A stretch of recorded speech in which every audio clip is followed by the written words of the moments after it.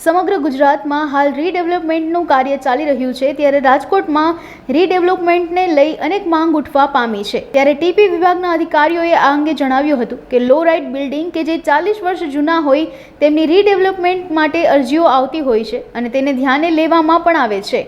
હાલ જે જગ્યા રીડેવલપમેન્ટ હેઠળ આવશે તેને ધ્યાને લઈ પીપીપી ધોરણ ઉપર વિકસાવવામાં આવશે। બીજી તરફ બિલ્ડરોનું માનવું છે કે રાજકોટમાં હજુ રીડેવલપમેન્ટને ઘણી વાર છે કારણ કે રાજકોટ આજુબાજુના વિસ્તારોને હાલ વિકસિત થઈ રહ્યા છે। એ શક્ય બધી વસ્તુ છે। નિયમ પ્રમાણે સીજીડીસીના નિયમ પ્રમાણે પ્લાન મૂકે તો રીડેવલપમેન્ટ થતું જ હોય છે। રાજકોટ શહેરમાં ઘણા બધા મકાનો એવા હોય છે કે જે જૂના અને જર્જરિત છે, તેમાં અંગત રહેણાંક મકાનોમાં જે તે માલિક પોતે જ રીડેવલપમેન્ટ માટે પ્લાન રજૂ કરતા હોય છે। જ્યારે લોરાઇઝ બિલ્ડિંગ કે હાઈરાઇઝ બિલ્ડિંગ હોય તેમાં પણ 40 વર્ષ જૂના કે જર્જરિત મકાનો થતા હોય એમાં જે તે એસોસિએશન ડાયરેક્ટ અમારી પાસે રીડેવલપમેન્ટ માટે પ્લાન રજૂ કરે છે અને અમે મંજૂરી પણ આપતા હોય છે। એટલે જો અંગત રહેણાંકનું જોઈએ તો અમારી પાસે અલગ અલગ વિસ્તારમાંથી જરૂરિયાત પ્રમાણે પ્લાન રજૂ કરવામાં આવતા હોય છે।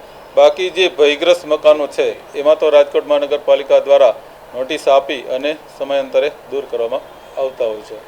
જે તે બિલ્ડિંગ હોય એમાં એસોસિએશનની રચના થયેલી હોય છે, એમાં એ લોકો ઠરાવ કરી અને પ્રમુખ મંત્રી અને જે તે સભ્યોની સાઇનથી સીધા જ રાજકોટ મહાનગરપાલિકામાં પ્લાન રજૂ કરતા હોય છે, જેમાં અન્ય ડેવલપરની આવશ્યકતા હોતી નથી। એટલે અત્રેથી નિયમાનુસાર પરવાનગી આપવામાં આવતી હોય છે।